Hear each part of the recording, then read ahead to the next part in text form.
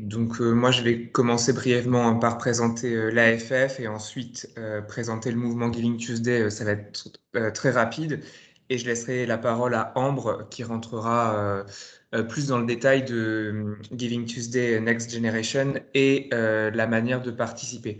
Ensuite on arrêtera l'enregistrement et on pourra répondre à vos questions. Alors, l'Association française des fundraisers, c'est une association qui fédère les professionnels de la collecte de fonds à travers toute la France. On est un organisme de formation professionnelle, donc on forme les fundraisers à travers la France dans toute la variété, la diversité de leurs métiers et de leur secteur d'activité, tout ça donc dans l'intérêt général. On a aussi une mission d'information et on organise à ce titre un grand nombre d'événements, thématiques, sectoriels, à destination des fundraisers sous forme de conférences ou de séminaires.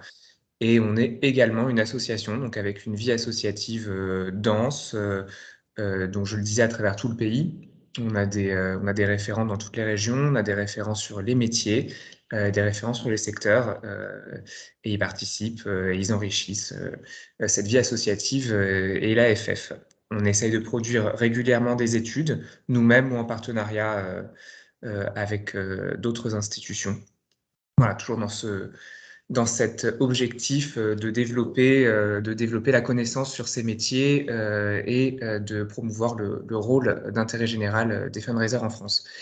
À ce titre, on a la chance de coordonner pour la France le mouvement mondial Giving Tuesday.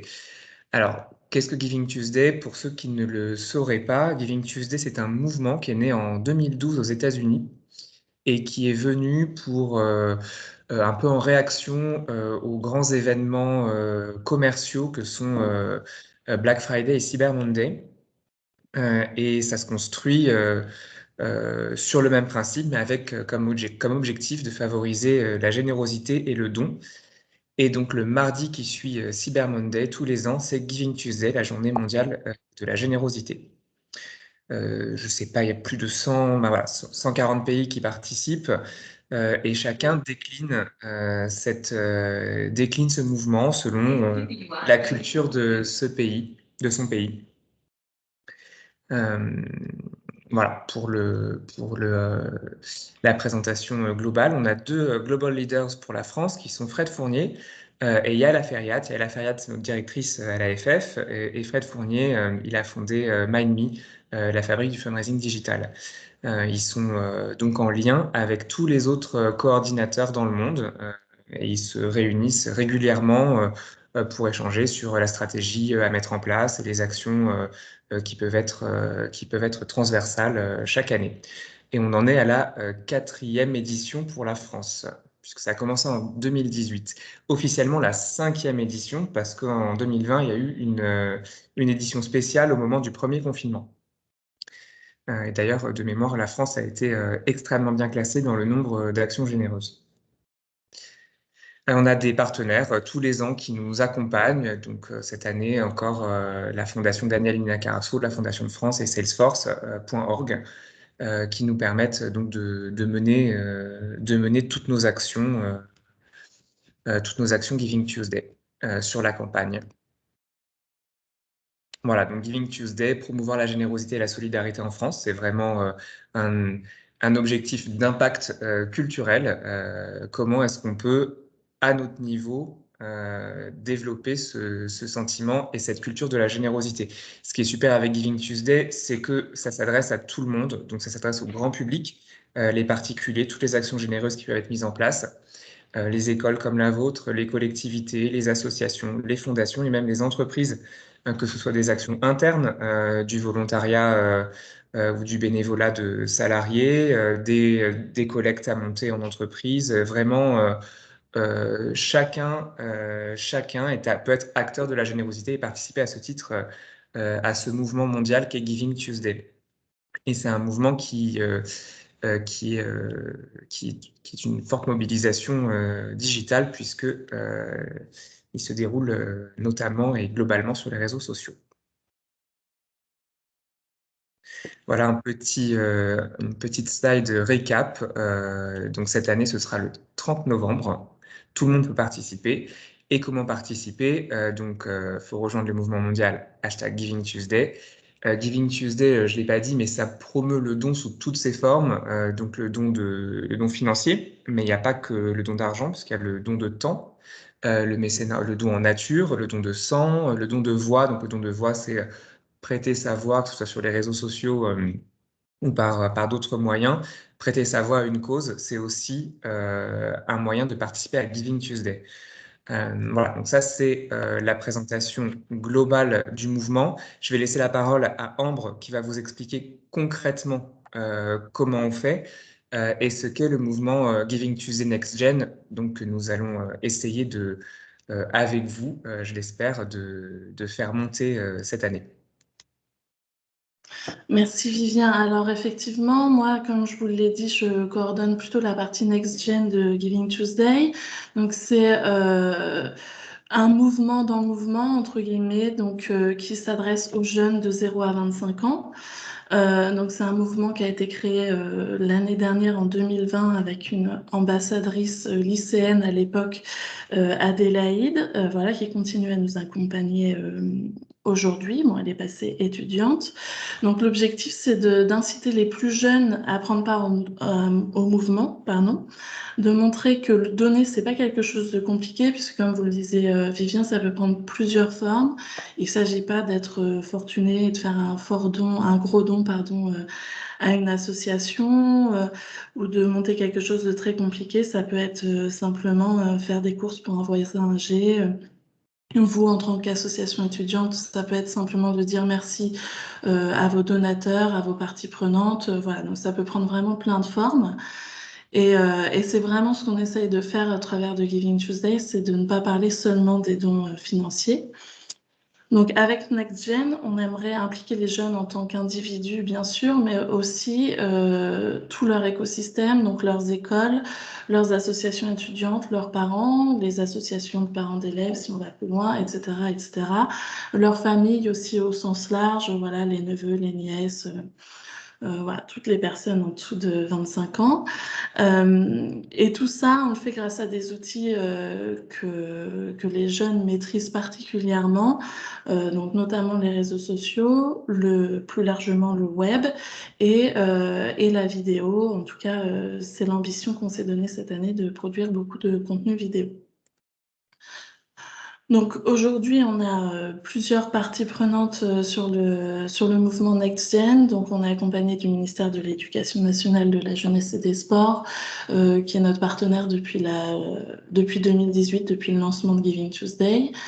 Et on travaille également avec l'école de la philanthropie, et notamment l'année dernière, dans le cadre de Giving Tuesday Next Gen, Adélaïde a pu faire des interventions dans des classes de CM2, il me semble, voilà, pour présenter le mouvement et pour présenter ce que c'est la générosité et quelle forme ça peut prendre même quand on est petit. Et donc cette année, on vise un petit peu plus haut et un petit peu plus âgé, entre guillemets, avec les étudiants d'Epitech et vous en tant qu'association étudiante.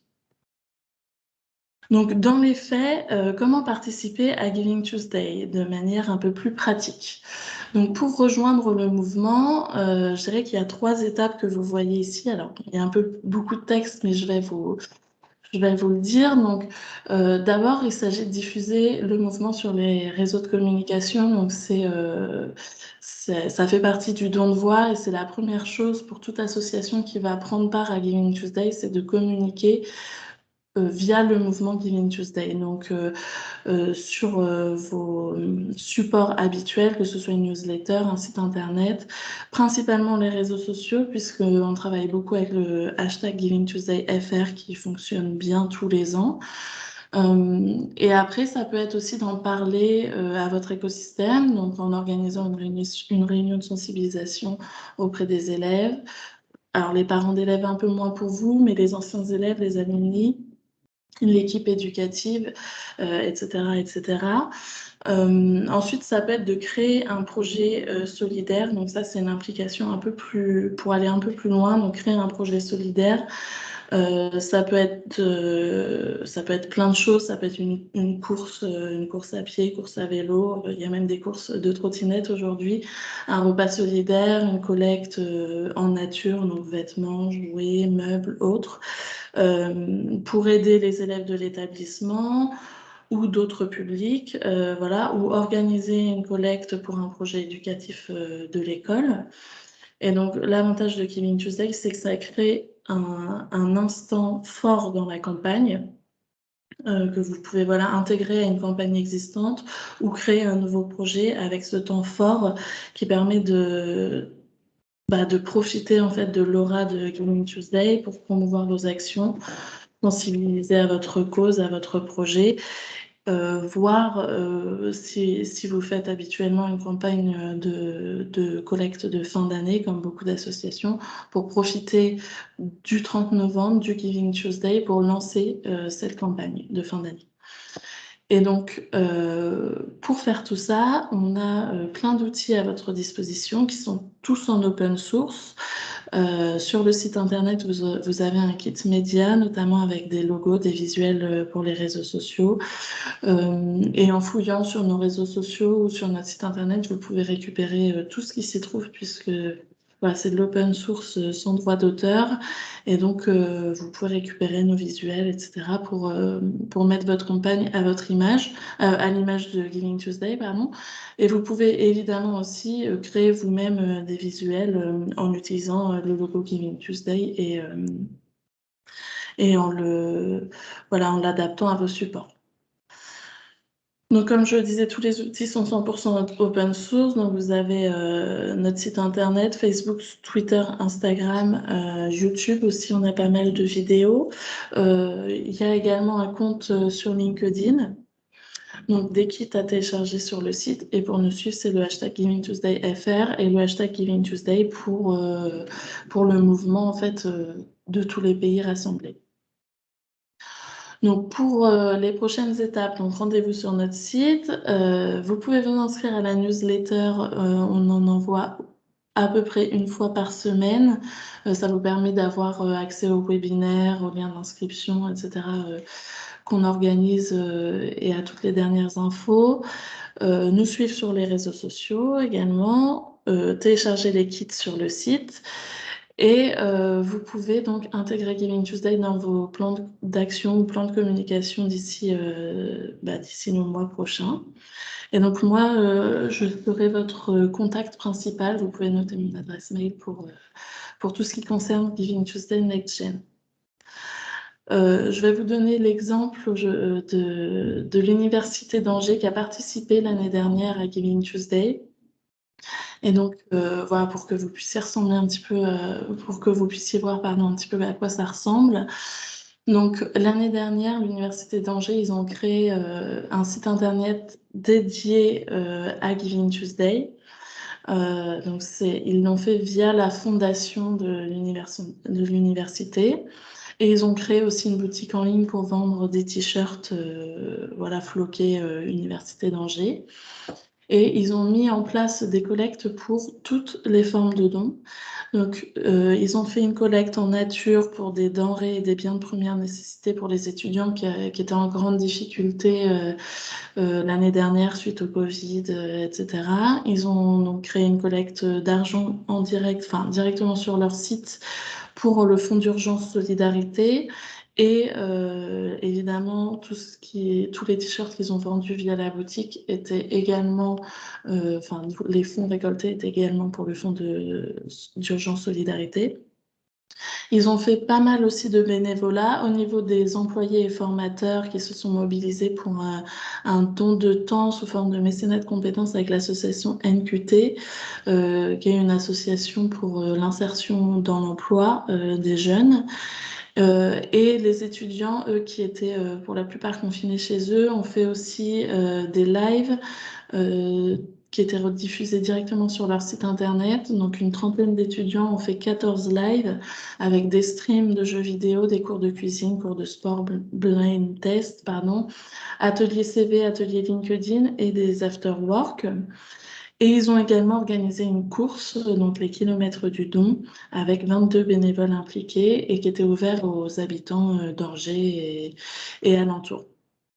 Et ils ont également, pour pousser vraiment jusqu'au bout, fait organiser une collecte de sang avec l'ESF sur le campus même de l'université d'Angers.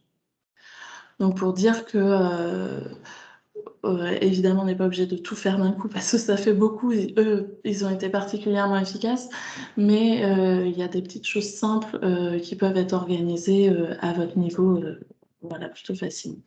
Et maintenant, je vais vous laisser poser vos questions.